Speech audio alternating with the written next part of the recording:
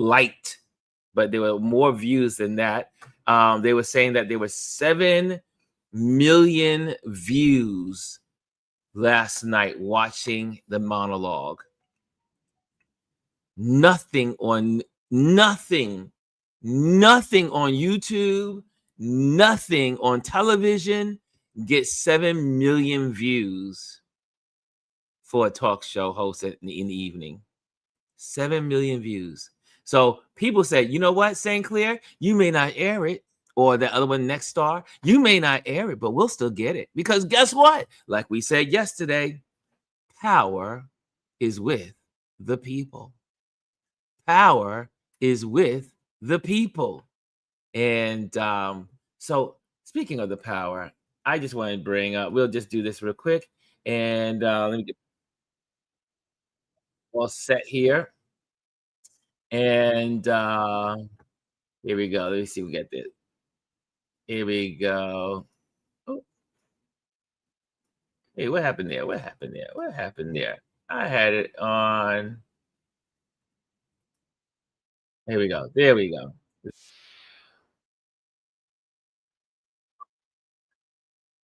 I got you. Here we And y'all ready? Y'all ready for it? Y'all ready for it? And then we're gonna bring Tachi on. Dr. Tachi is in the building. She's in the building.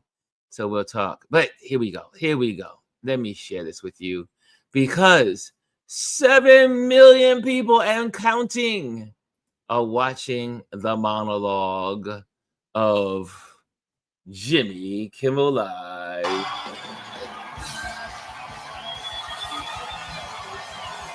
Standing ovation that lasted for a while.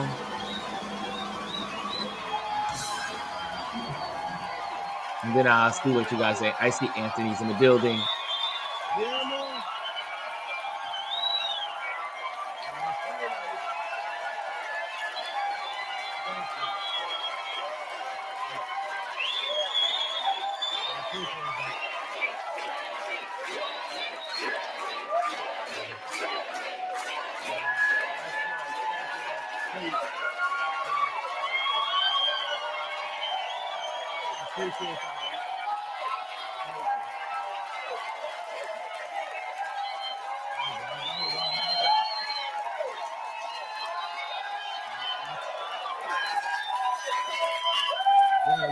Thank you.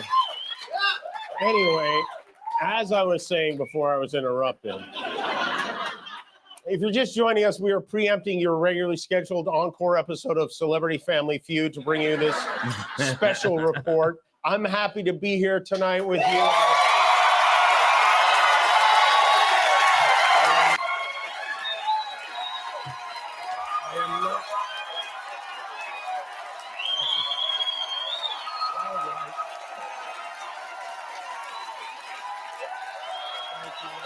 I mean, the applause kept going. The applause kept going. And it was really good. I'm not sure who had a weirder 48 hours, me or the CEO of Tylenol. It's been overwhelming. I've heard from a lot of people over the last 6 days. I've heard from all the people in the world over the last 6 days. Everyone I have ever met has reached out 10 or 11 times. Weird characters from my past. The guy who fired me from my first radio job in Seattle, where we are not airing tonight, by the way. Sorry, Seattle. His name is Larry. In 1989, Larry tried to force me to do a bit called Jokes for Donuts, where people would call in with a joke and I would give them donuts. I refused to do it, and then I made a lot of fun of Larry for suggesting it, and eventually Larry fired me, and I had to move back in with my parents. But even he wrote in to cheer me up. Thank you, Larry, and I want to thank everyone who checked in. It would take all week to list all of them, but some that I do especially want to mention are my fellow late night talk show hosts, my friend Stephen Colbert, who's found himself in this predicament, my friends Jon Stewart, Seth Meyers, Jimmy Fallon, John Oliver, Conan O'Brien, James Corden, Arsenio, Kathy, Wanda, Chelsea, even Jay reached out. I heard from late night hosts in other countries, from Ireland and from Germany. The guy in Germany offered me a job. Can you imagine? This country has become so authoritarian. The Germans are like, come here, come loose. My boyhood idols, Howard Stern and David Letterman, were very considerate and kind, and I feel honored to be part of a group of people that knows what goes into doing a show like this. And I also want to thank all of you. Unforgettable.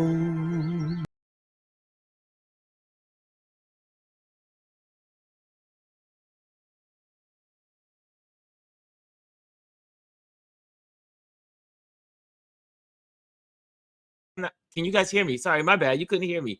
So you have I said, well, without any further ado, we have our wonderful Dr. Tachi. What's up, Dr. Tachi? How are you? Things media. All things media. Yes. How are you? I am happy. You know, I don't know what, you just don't know what's going to happen in the world. Yeah. To help humanity or help Americans get it together. And if this whole Disney debacle brings people that are from different parts of the political spectrum together under one cause and one thought of free speech, that is definitely a chipping away of what this orange man is trying to do. And it gives me a little glimmer of hope. And what was really beautiful about all of this is seeing so many people coming together for one cause. And I mean, like, think about, Jimmy Kimmel is on at the same time as Colbert and Fallon. They're all in competition. But that didn't matter. They all, even on their shows, they were rooting for Jimmy's show last night. It's just, I love that. I love camaraderie. I love community. What do you got to say, my dear? It reminded me of. Oh, yeah, that's why you're here, because I know you got a lot on your mind. Yeah, I nearly made you jump off of a box with all of that when we had our our conversation the other day. So it reminded me of this whole thing. Reminded me of remember Drumline, the movie with Nick Cannon? Yes. One band, one sound. That's what it reminds me. That's one thing about, other schools do it too, but particularly HBCUs, one band, one sound. One sound. And so even though there were other late night talk show hosts that of course go up against them and everybody's trying to win the late night wars, we're all late night talk show hosts, one band, one sound. Yes. So other talk show hosts also came in support of him as well. So you had Wanda Sykes, other talk show hosts and comedians. You had Wanda Sykes who came out in support. So many people. Yes. And I think it was really a level of, and this is a word that is not a word, fed upness, that people have had it with not just the entire administration, but the assault on personal rights. So yes. I didn't watch it last night. I watched it this morning when I got up because I knew I needed to watch it. Now, first of all, I know that Sinclair is not in charge of our ABC affiliate here, but I didn't get a chance to see if Nexstar was. So, but we'll talk about Nexstar Sinclair in just a moment. But I think it was fantastic that first of all I watched it, and I always find him hilarious because I get that type of humor. Not everybody finds him hilarious, but I thought he was spot on coming in with as I was saying, yes, I was so rudely interrupted. Before I was interrupted, right? I was just interrupted this week. Exactly. And for the name of the episode is actually called, as I was saying, if you look on YouTube. Yes. And yes. So I watched that, and the monologue was so spot on and so poignant. But Yes. there were a couple, and I loved it, but there were a couple of things that came to mind as this monologue what was happening. First of I'm all, going to dissect it. I have all my okay. cues. I have my cues, so when we're ready to talk about it, I got my homework. I did everything to make sure we have everything So let ready. me let you lead, sir. Let me No, let you lead. Yeah. So I am also, like you said, the monologue. Now I am a big fan of Jimmy Kimmel. I'm not a fan. I love Jimmy Kimmel and I love Colbert. I'm not a Fallon fan. I don't get his jokes. I don't get his humor. However, if there's anyone that's like my inner voice, is Jimmy Kimmel. Jimmy, if you want to know how I think and how I'm wired, and you look at the three different people, I'm a cross between Jimmy Kimmel and Colbert. But I am more Jimmy Kimmel. One is what gives Jimmy Kimmel my alliance is that his ability to show emotion. When there's a school shooting, if it's guns, wherever he is passionate about, he has no problem in sharing how he feels about it, and he will shed the tears right on while he's sharing it. So I feel like it takes an incredible person to be so transparent with their emotions in public on such a major stage. And I think that's why this worked. Yes. I don't know if it would have been the same case if it had been another late night talk, because other late night talk show hosts talk about the administration too. Yes. But if you ask me, they saw him as a weak link because he does show emotion. And what is this whole thing about? That it is weak to show emotion. The other empathy, side, that is their right? thing. That's their new calling card. Empathy. Exactly. So who do they go after? Of course, the person who shows emotion and empathy the most. Yes. Jimmy Kimmel. So it makes perfect sense. There are no mistakes when it comes to this. It makes perfect sense. But I think this is the reason. And if you saw, there were standing ovations, if I counted at least 5 times during his monologue for different types of things. And I think the standing ovation was for him. Yes. But it was also for democracy. That was a metaphor for standing ovation and the clapping for democracy. This is what Jimmy Kimmel is just a sacrificial lamb in all of this. Yes. It's so much bigger than him. As he mentioned, he is just one tiny part of the entire Disney franchise. Yes. But they chose to go after him. There was a reason for this. Strategic. Because it was very strategic. And if you look at him and who he represents, he's a regular person, right? His aunt and uncle came on regularly. He is a regular person who just happens to be on late night rather than a celebrity who is on late night. If you look at what he does or what he's done for that. Now, I don't know if you've ever been to the theater where Jimmy Kimmel is. I haven't been to the theater, but I stayed at the W Hotel right across the street. That's that part of Hollywood Boulevard. The Hollywood Boulevard is a little seedy. Let's say that. Yes, it is seedy. That's the word, seedy. People think of Hollywood, but you go in there, it's a little iffy. And I've been all up and down Hollywood Boulevard. It's a little rough. However, that didn't stop Jimmy Kimmel. He actually lives in Hollywood.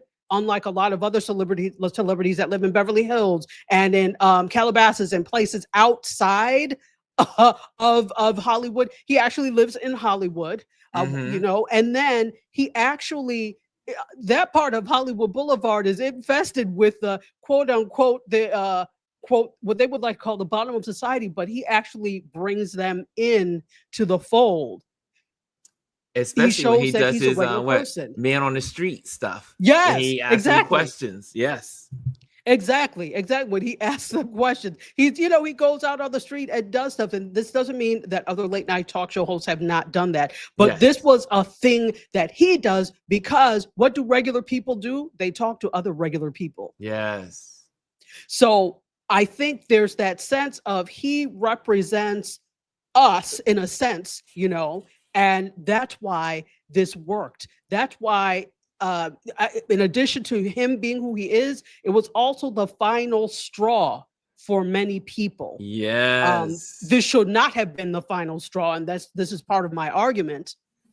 But it was the final straw. But keep going, and I will add in because this is But up me this was really good. I thought this was really good when he thought. I mean, because this when I heard, because I saw the interview with Ted Cruz on another platform, and I was like, wait a minute, Ted Cruz is defending because, but I want everyone to remember that a lot of these. For instance, Elise, I put her statement up. Elise said this, or I started. Elise says, just remember, Disney allowed him to return because they were losing billions of dollars. I will not renew my subscription. So that was my question yesterday. I said, will people return? A lot of people will not return. And this was a bad decision on Disney. They had no clue. Again, I talked about this yesterday. It takes years to build a reparable legacy reputation. And overnight, they dismantled that. They crushed their own integrity. Bob, is it Bob Iger? Well, here's the thing. It stands to reason that they never had any integrity in the first place. There you go. This is not the first time that they've had political battles. If we remember back a few years ago with Disney and DeClantis, and how he wanted to, just basically dismantle the whole thing because they had this "don't say gay" thing, and Disney was like, "No, we're not going to do that." And so, of course, there was a whole thing and a whole lawsuit and all of that, which has now, I guess, somehow been settled. But they've been no stranger to controversy. Even if we go back to the past, okay, there have been struggles with controversy. But if we're looking at this now, this is a multi-billion-dollar corporation that shouldn't have had to kowtow to anything. Now, I understand Brendan Carr was threatening to pull the FCC license. All right, well then go on YouTube, do something else. Gangster style. Exactly. Last night, as you said, there were about 7 million or so people who watched it after. We're up to 10 million views at this point. Nobody in broadcast, cable, nobody gets those numbers. So the thing is, we are ascribing way too much importance to legacy media, legacy television. And this is what I want for people to do, because I'm tired of this. At this point, I'm tired. And if I'm talking to you, be offended. I don't care. Stop giving so much credence and importance to mainstream players, mainstream media, and people who only operate in the mainstream. If you are a creator, stop saying, oh yeah, I'm trying to pitch to Netflix. Do it your damn self. I'm tired of this. They've shown and they've proven. First of all, I tell you all every week, Hollywood works with who Hollywood knows. They don't know you. They're not going to work with you. You could get mad and sulk in the corner if you want and eat your bowl of stone soup. I don't care. They don't know you. They're not going to work with you. I know this firsthand. Okay. They are risk adverse. Part of the reason why this is happening. And so they're not going to work with who they don't know.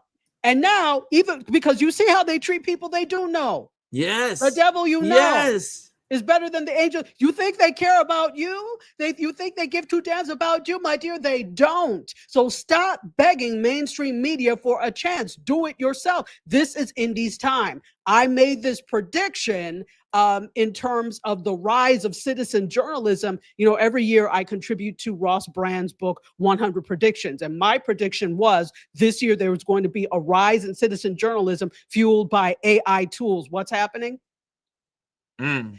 Everybody should be as in the know as I am. Forget about the fact that I teach this. Forget about the fact that I have a PhD in communication and mass media. You should know, because if you are to be a critical media consumer, you need to understand how media works, what I'm consuming, and how it affects me and the people around me, because it's not just you. Remember, we're trying to get back to collectivism, how it affects the people around me.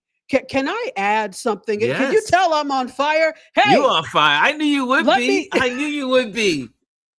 let me This add is you. something. This is me all day long. I can talk about other things, but this is what I know for sure. That's right.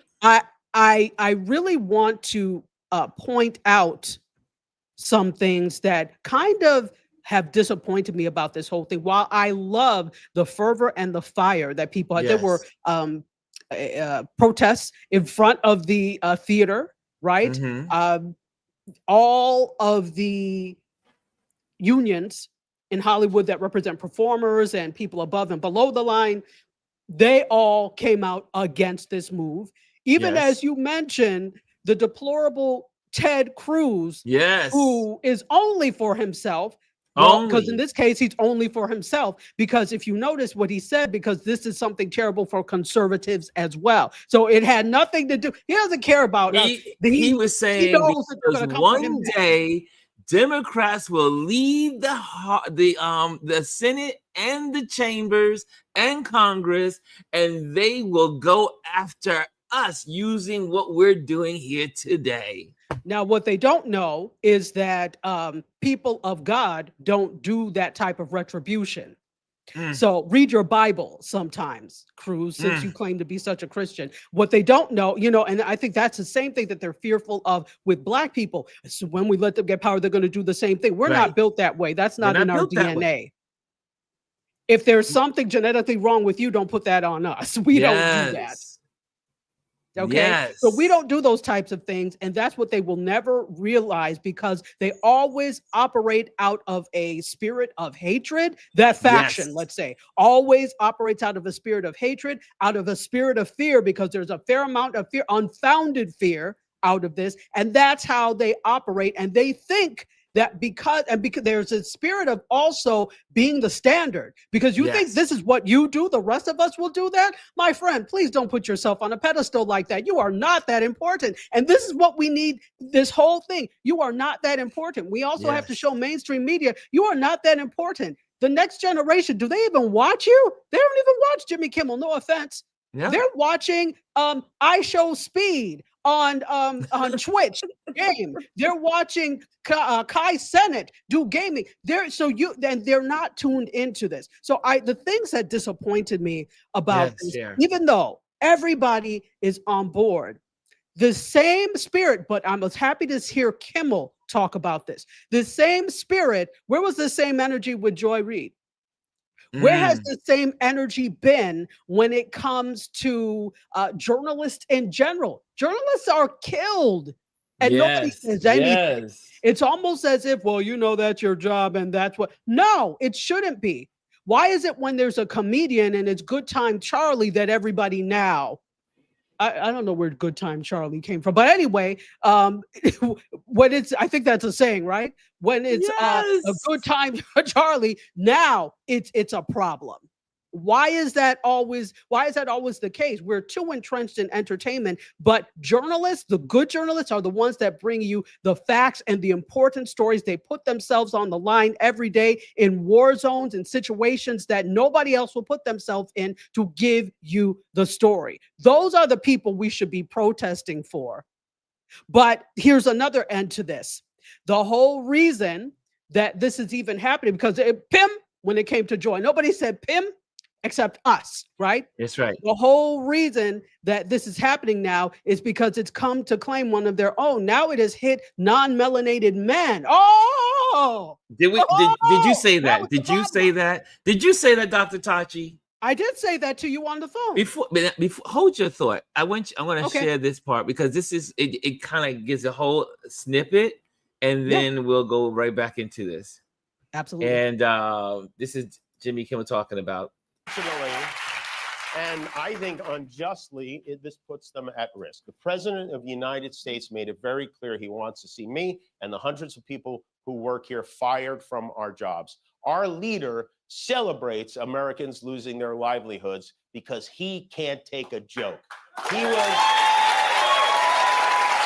somehow able to squeeze Colbert out of CBS. Then he turned his sights on me, and now he's openly rooting for NBC to fire Jimmy Fallon and Seth Meyers and the hundreds of Americans who work for their shows who don't make millions of dollars. And I hope that if that happens, or if there's even any hint of that happening, you will be 10 times as loud as you were this week.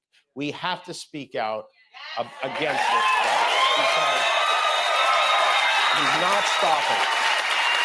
And it's not just comedy.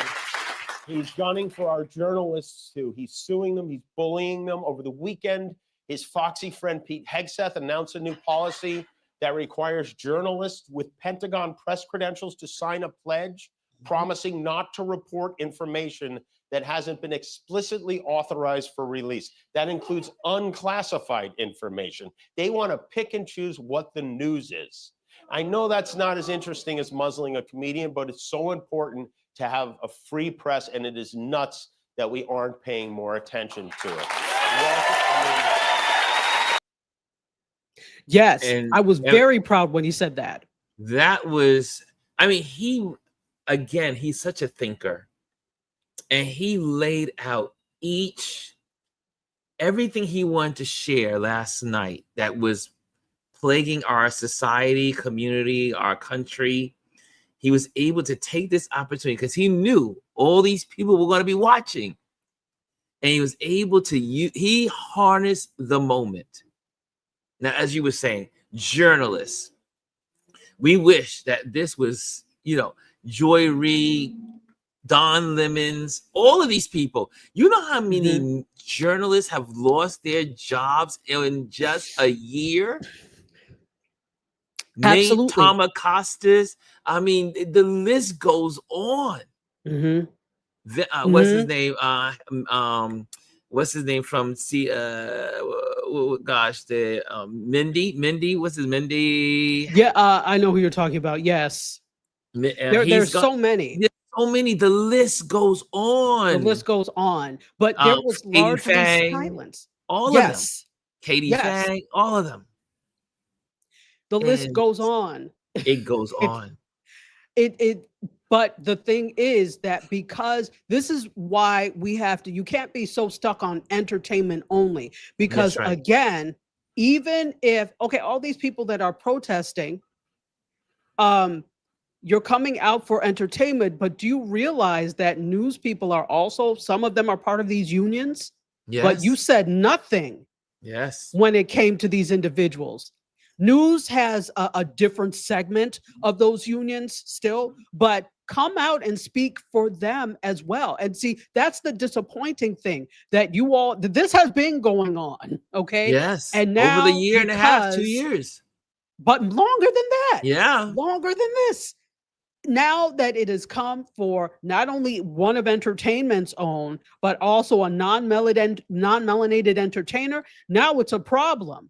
Meanwhile, the rest of us are looking at you like side-eye because this has been happening. So I'm glad that Jimmy Kimmel said this, but everybody else needs to wake up, including these unions, which some of these news people are members of. You need to stand up when it comes to them too. It can't just be about entertainment. Go ahead. And people don't realize the journalists are the fourth pillar of government. You have obviously the judicial, right? You have Congress, you have the presidency, and the silent partner of this all is journalism. Journalism and people reporting the news holds people into account of what's going on. Without journalists and these comedians, they go hand in hand. Comedians have always been used to tell the story, like Shakespeare. You look at all the old Shakespeare plays and how the people of the town use comedy and how they did plays to talk about the king and all that stuff. And, so entertainment has always been used for political reasons to Yes. shed light on what the government or the king or whoever was in charge doing. And You know who said this? I'm sorry. yes, go ahead. Brendan Carr said this before he was the chairman of the FCC. Wasn't he said that it crazy? when he was a member. The hypocrisy. You keep talking. I'm going to cue that in. The hypocrisy or the fear, right? You are so fearful. First of all, if this doesn't teach you anything right now, this should teach you how untrustworthy mainstream media has become. We have to look toward independent sources, and you have to support us, all of us, everything. Because I'm not giving excuses to people anymore or passes. Well, maybe you need to support independent media because we're the ones doing the work without the glorious pay, by the way. So we need your support. Definitely your eyeballs. Definitely passing this on to people. Go ahead. You queued up something? Yeah, all queued. Ready up. Ready to go. Okay, go ahead. I'll talk after. Here we go. I've had the opportunity to meet and spend time with comedians and talk show hosts from countries like Russia, countries in the Middle East, who tell me they would get thrown in prison for making fun of those in power, and worse than being thrown in prison. They know how lucky we are here. Our freedom to speak is what they admire most about this country. And that's something I'm embarrassed to say I took for granted until they pulled my friend Steven off the air and tried to coerce the affiliates who run our show in the cities that you live in to take my show off the air. That's not legal. That's not American. That is un-American, and it is so dangerous. I want you to think about this. Should the government be allowed to regulate which podcasts the cell phone companies and Wi-Fi providers are allowed to let you download to make sure they serve the public interest? Do you think that sounds crazy? No. 10 years ago, this sounded crazy. Brendan Carr, the chairman of the FCC, telling an American company, we can do this the easy way or the hard way, and that these companies can find ways to change conduct and take action on Kimmel, or there's going to be additional work for the FCC ahead, in addition to being a direct violation of the First Amendment, is not a particularly intelligent threat to make in public. Ted Cruz said he sounded like a mafioso. Although, I don't know, if you want to hear a mob boss make a threat like that, you have to hide a microphone in a deli and park outside in a van with a tape recorder all night long. This genius said it on a podcast. Brendan Carr is the most embarrassing car Republicans have embraced since this one. And that's saying something. The FCC has a tradition of meddling where they shouldn't under many administrations, but it wasn't always like this. There was an FCC commissioner back in 2022 who worked under Joe Biden who was spot on. He wrote, President Biden is right. Political satire is one of the oldest and most important forms of free speech. It challenges those in power while using humor to draw more people into the discussion. That's why people in influential positions have always targeted it for censorship. You know who wrote that? FCC Commissioner Brendan Carr, who later was appointed chairman of the FCC by this former crusader for free speech. If we don't have free speech, then we just don't have a free country. It's as simple as that. If this most fundamental right is allowed to perish, then the rest of our rights and liberties will topple, just like dominoes, one by one. They'll go down. That was also in 2022. And I wonder, how did that guy turn into this guy? Who would you like to see replace Kimmel on late night? Well, a lot of people, anybody could replace him. The guy had no talent. Kimmel look, he was fired. He had no talent. He's a whack job, but he had no talent. And more importantly than talent, he had no, because a lot of people have no talent, they get ratings.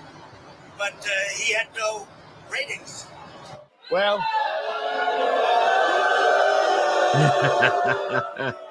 I do tonight. Yeah. Thank you.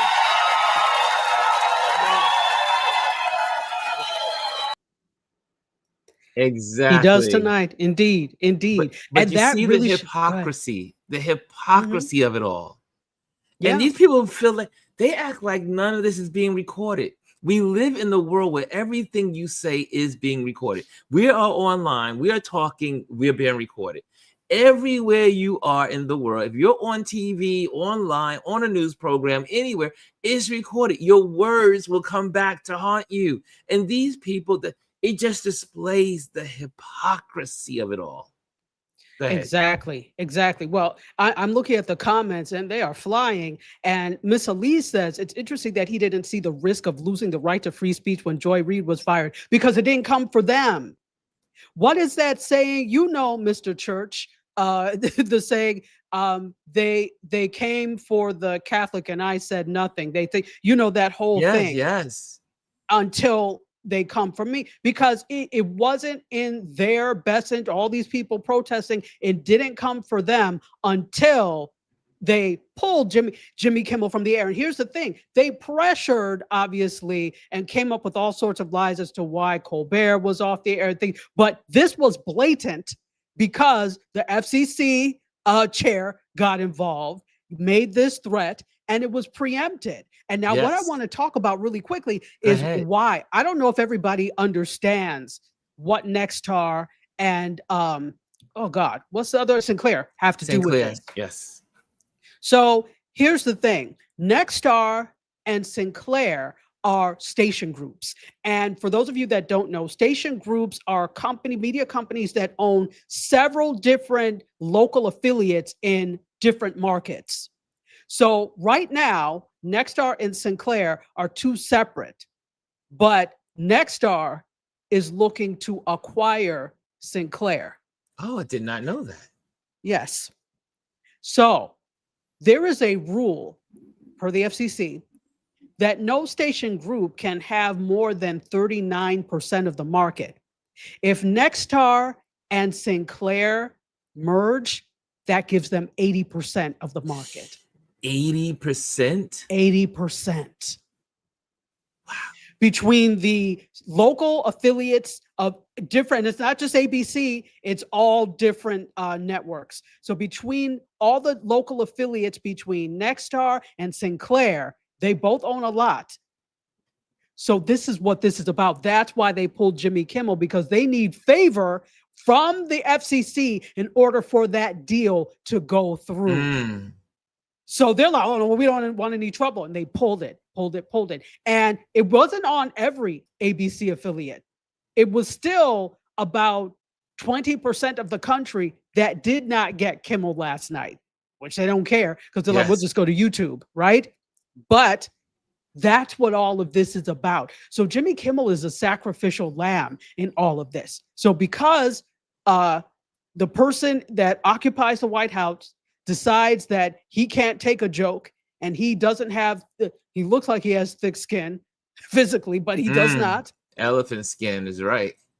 That lizard. So simply because that lizard couldn't take a joke, now he said, well, I want this person off the air. And he's looking to get, in fact, he may sue ABC for putting Jimmy Kimmel back on the air. This is what I've seen the latest. So yes, he did a rant on his True Social, True Social, yes, Jimmy Live Social. Yes, yeah. Exactly. So that's what this is all about. In case anybody wasn't clear what Nextel and Sinclair have to do, it's always about the money. Follow the breadcrumbs. Follow the breadcrumbs, follow the money. Follow the money. So then what you also need to do is, because Sinclair and Nexstar are just as compliant and complicit in all of this as anybody else is. Look and see, okay, who are my local affiliates owned by? Is it a Nexstar group? Is it a Sinclair group? Look and see, because they're the reason for all of this too. They don't really give a damn about you. They're doing this so that they can have favor with the FCC and thereby the president or the person in the White House, and then that deal will go through and they will have 80% of the market. Yes. That's illegal. Well, a lot of things are it's also Sinclair also not only deals in media. they have lots of products and malls, and they have their hands in a lot of areas. Lots of I was different things. shocked. I couldn't believe the extent of them. I was on there was this one guy that was on, he always pops on, but I had it on yesterday. Oh, I wish I can find it. But he was talking about all of the entities under the Sinclair umbrella. So much. Many That's an businesses that excellent we point. use, a lot of products we use are under their umbrella. And It goes beyond just the media. This is about an empire. These are about empires that they're creating. and that's what they care about, using Yes. you and your dollars to continue to fuel their empire.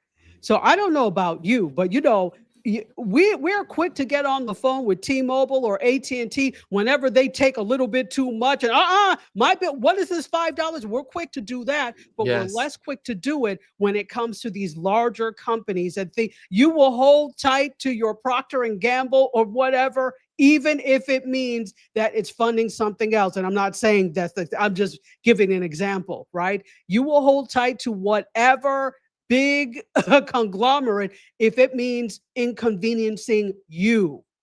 But you're quick, but they're using, what you have to realize is they're using your dollars to fuel their agendas, and you willingly give it up to them.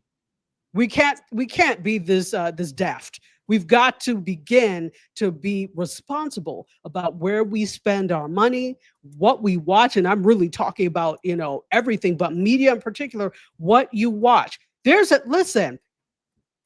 I'm a TV junkie. I grew up on TV. I told you the story before about how my sister and I were little. It was a days I can't even remember if we sat at the table, because my sister and I were such TV addicts that we had to eat in front of the TV. And if they made us sit at the table, we were like this the whole time. I grew up on TV. But now when I look at what I consume, I'm on YouTube all day, every day. I'm That's looking right. at social media all day, every day. Yes. The level of talent that is there surpasses in many cases what you can get on mainstream media. They just don't have the quote large platform. But guess what? These platforms in and of themselves are large platforms. I also really believe in order for this to work, here's part of the problem. We've seen the money that can come out of media. This is a Yes. $1 trillion industry, and everybody wants their piece of it. But the reality is media is changing. Those trillions that you used to get, it's not going to be like that anymore. And I think everybody in this industry needs to be used to there being less money coming directly from media, because all you have to do is look at the model of the content creator.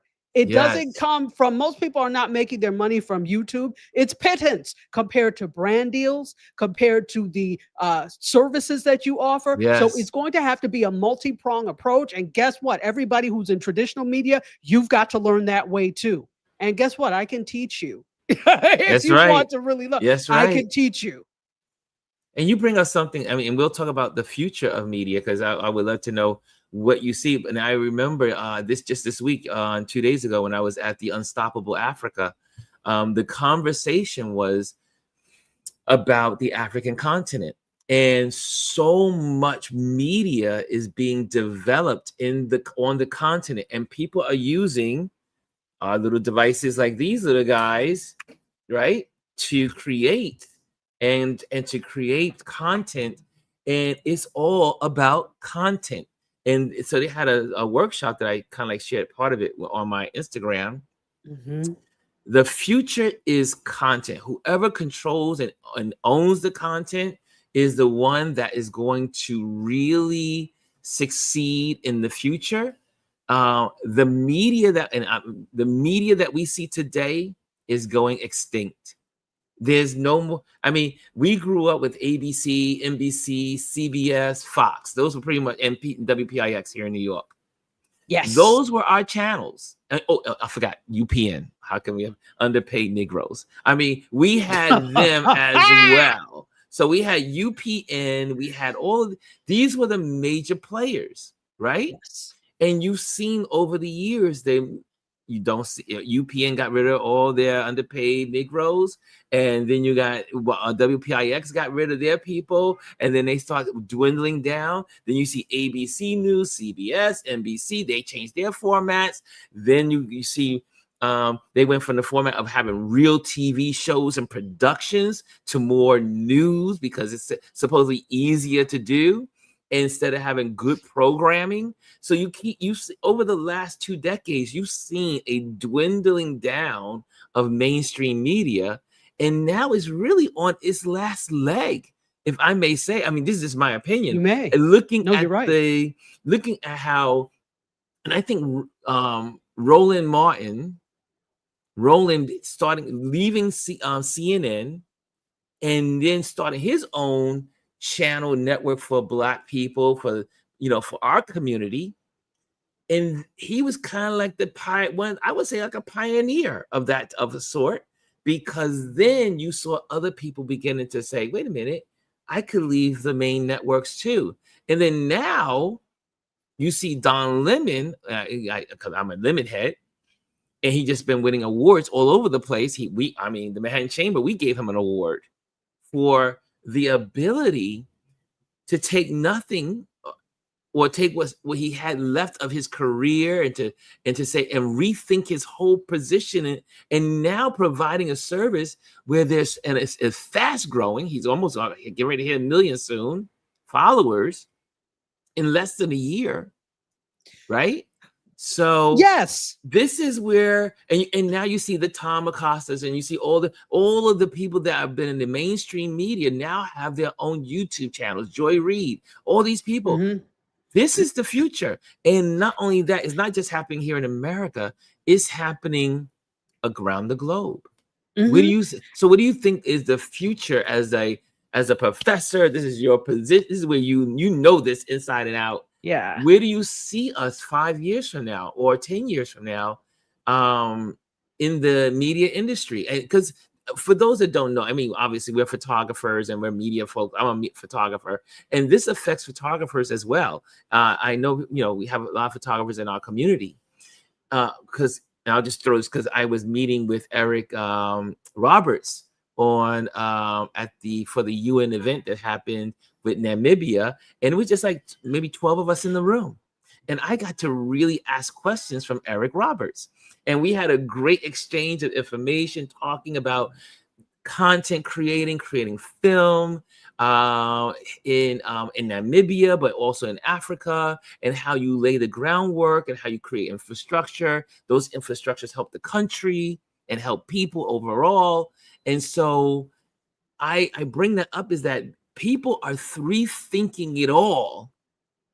And so the future is going to look very different for photographers, because we're talking about cinema photographers, how, me going to Namibia, that opportunity for me to do cinema photography for movies that are coming to Namibia. Will it be opportunities for me to train other photographers in Namibia, because they need the skill set, so that way when they do film production, they can come to Namibia and now have photographers on ready and on board. So my brain was like totally exploding in this conversation, because I realized, wow, me moving to Namibia and going to Africa opened so many opportunities. And he was also sharing, as in the Black community. I said, there's a people of color here, but I'm just bringing this to everyone, because white folks can enjoy this too.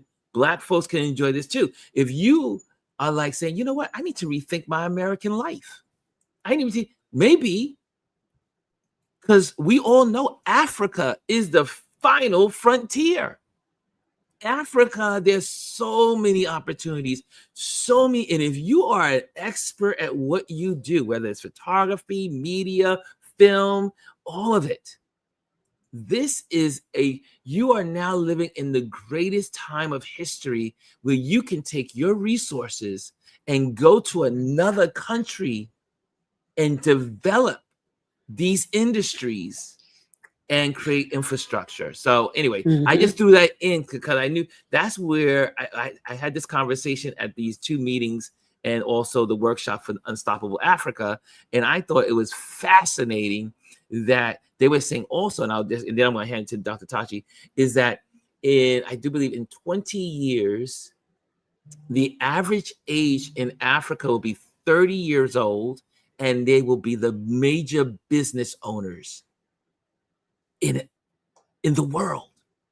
They will have big streams of income coming from all over the world because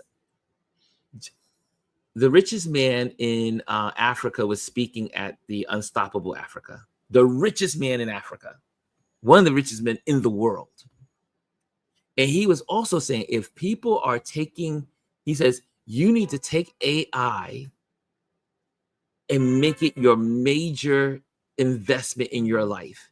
And he was saying also that China just passed a law that every kid, every child starting in kindergarten will have to know AI as part of their curriculum for life. Because he who knows the technology, AI, and all this advancements will rule the world economically. Okay, doctor, I've said enough. So are you saying Dangote was there? Yes. Okay. Wow. Okay. Yes. I got to So he's see him on the Nigerian, so stage. wow. Okay. Okay. Wow. Wow. This is important. And the thing is, people don't pay enough attention to Africa as a powerhouse in all Africa. senses, but they are a media powerhouse. If you look right now, when we talk about industries that produce traditional industries that produce content, uh, Bollywood is number one in India. Yes. Nollywood in Nigeria is number two. Yes. Hollywood is only number three in terms of distribution. It's only Yes. third in the world. But Yes. arguably because they have the loudest voice, people think that they're number one and they're not. That's right. So really pay attention to quote unquote emerging markets when it comes to this type of stuff. Think about, so you want to know my thoughts on this in terms of the future. Definitely Africa is the future. Southeast Asia is the future. Even Latin America is the future, because there are so many opportunities, but I'm particularly pointing to the East, to Southeast Asia, and to Africa, and the opportunities that lie there. So if you are a content creator, I understand we all have a niche, but you need to learn how to make your content more global. Yes. That's where the opportunities lie. The opportunities lie in indie in general, but the opportunities really lie there. What do you have that you know, like you were talking about? There's an opportunity for you to become involved in the Namibian film industry, right? For you to become involved in Namibia and photography. There are opportunities that lie there. And in those opportunities, including local populations in those opportunities. I have to say that. Let's not go to these other places and colonize. Let's Yes. go and work with the You're going to local work with them. communities Work there, with the government. with them. Right. Mhm. Work with the governments. Bring your talents to help build a better society, because you'll be living there, but you also want to make it a better society for others. Because who wouldn't be annoyed if foreigners are always coming in and then taking things? I would be. Yes. Absolutely. So let's think about making your content more global if you're doing this. So I see content becoming more global because there are opportunities there from smaller Yes. creators, from bigger creators. I also want to say that so what's kind of happening, and I don't want to put it this way, but I have to call it what it is. Don't compare yourself to people like Don Lemon and Joy Reid, etc., because they came with an audience. That's Yes. nothing wrong with that. But all these people Yes. that you see on YouTube now, they already had an audience because they were on mainstream television. So you're Yes. looking at their numbers and like, oh, because they came with their audience. They came with their audience. They didn't build their audiences on YouTube or on social. They Yes. got an audience as a result of what they did on mainstream television, because at one point that was all important. It's not all important anymore.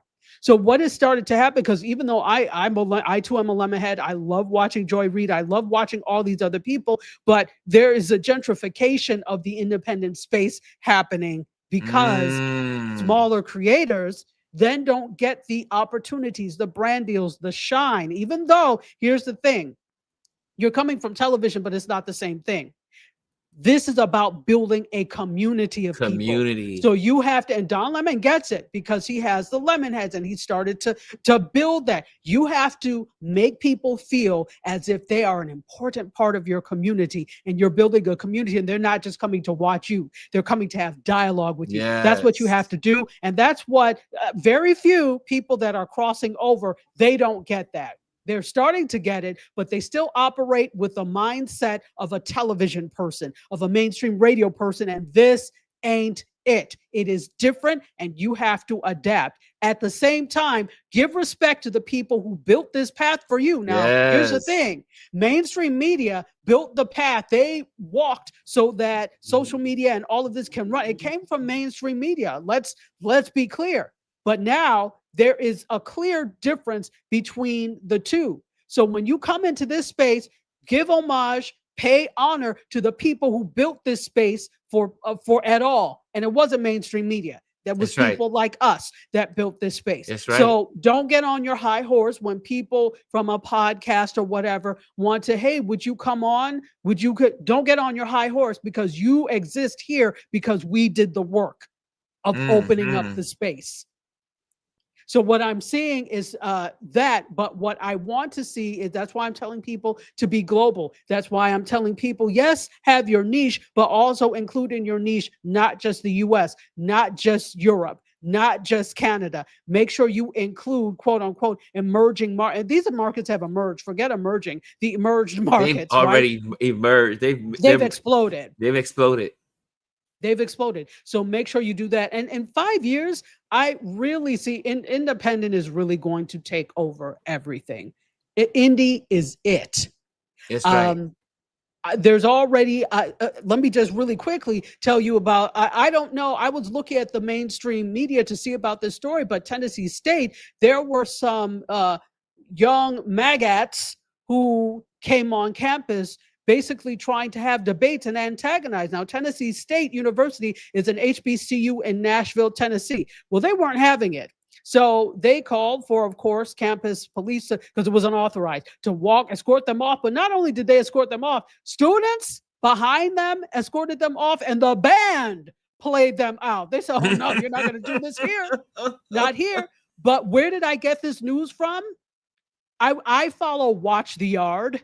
Because I went to an HBCU, I am a Delta, so I follow very closely what they did. I got it from Watch the Yard.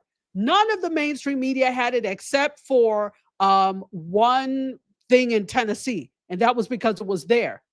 This is why I'm saying you cannot just rely on mainstream media for your news, because that's a big story. To me, that's a big story, but to them, it's not. So they didn't cover it.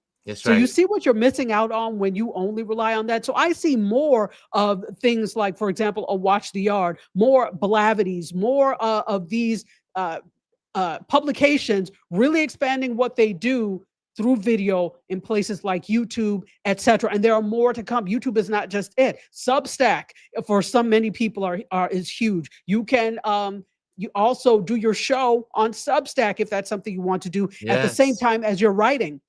So that's what I see. The Substacks of the world, the YouTubes of the world will just get bigger.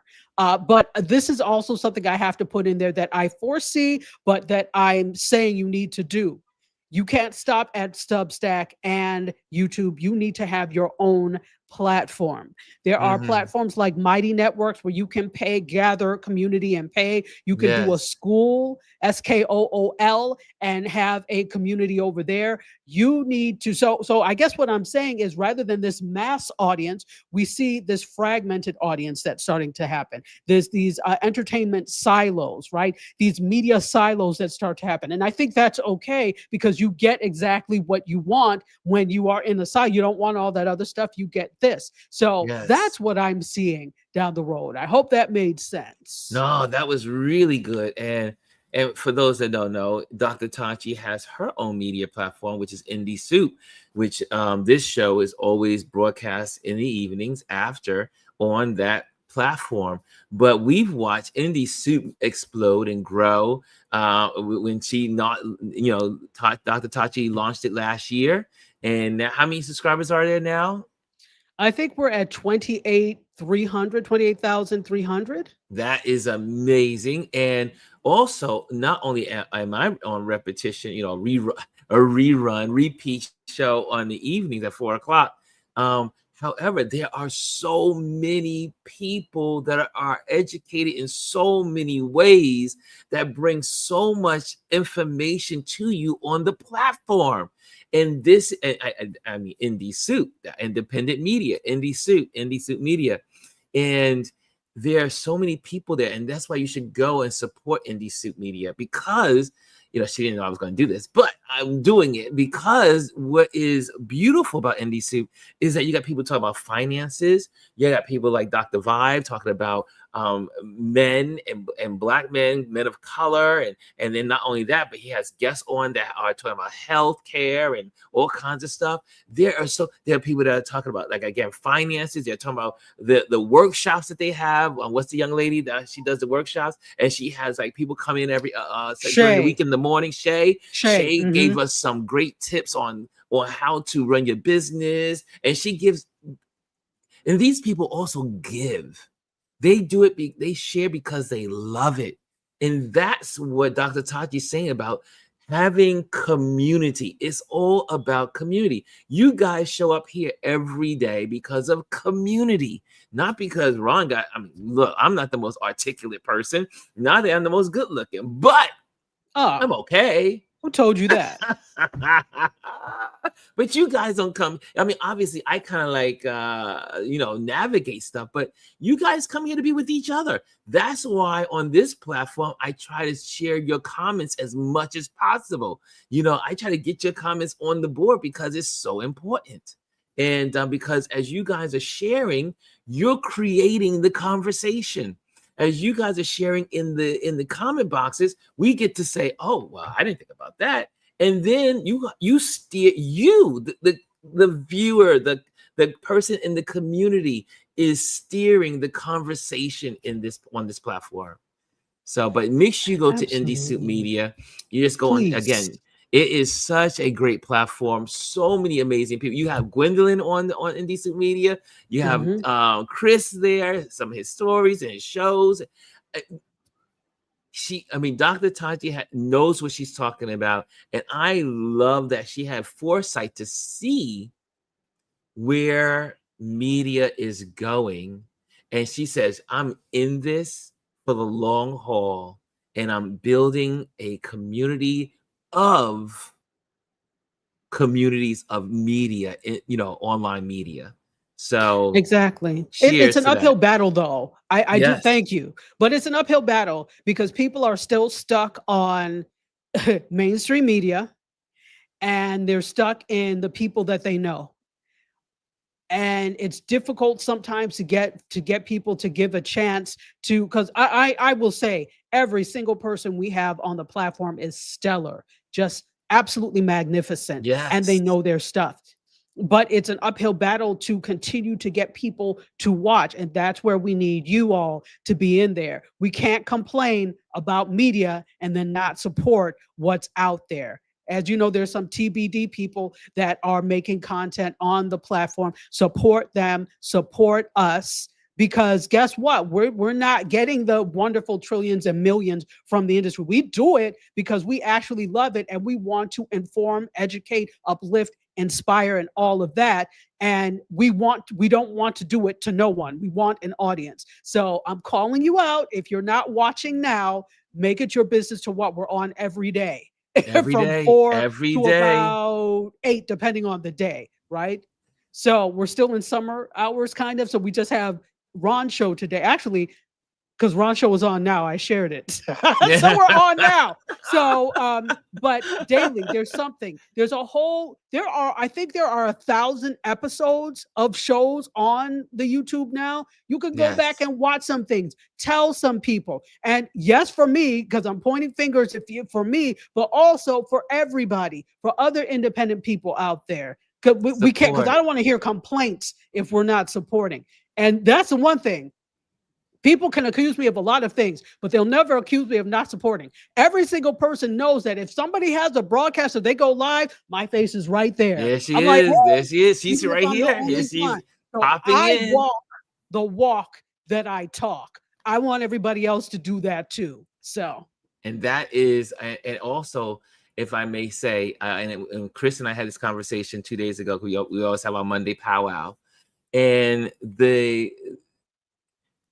yes, we have our like I have my Patreon, and you have that little dollar thing down at the bottom at the comment box that you can kind of like contribute to what we do here. That's there. However, money is great. Money is wonderful, right? Supporting with the dollars. However, the thing that you can do that's the highest of value that doesn't cost you a dime, share.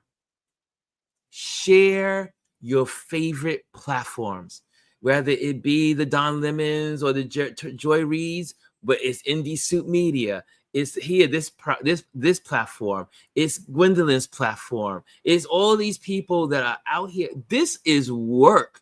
You guys think, oh yeah, I know some of you guys know how hard this is, but it is work to come in to create lines, to write down scripts, to do timing, go through the film. It takes time to do media, online media. So the best reward you can give the people you support, share with your auntie, share with your cousins, because some of you are here because someone shared our platform with you and you're here, right? So share. It's the highest commodity on social media, sharing. And if you all share, all the people that you love and embrace online, you would help them incredibly. And also, yes, subscribe. Make sure you share, like, and subscribe, and that will help us. Dr. Tachi, any last words, my dear? this has been great, and I really am full. This has given me energy to for the rest of the day. Definitely. Thank you always for giving me a platform on your platform. I think we're stronger together. Even though I talked about entertainment silos, I think it makes more sense to work together to bring more people to our respective platforms. And think global. I'll say that again. Think global. Think global. When it comes to content, don't just do it for your neighborhood. Hyperlocal is great, but also say, what can I do, or what opportunities are there for me in global content? And just start. If you've ever thought about starting to do content, do it. Do it. And not to shameless plug, I'm actually, the set of courses that I'm going to do is going to teach you how to put shows together. So yes, for that.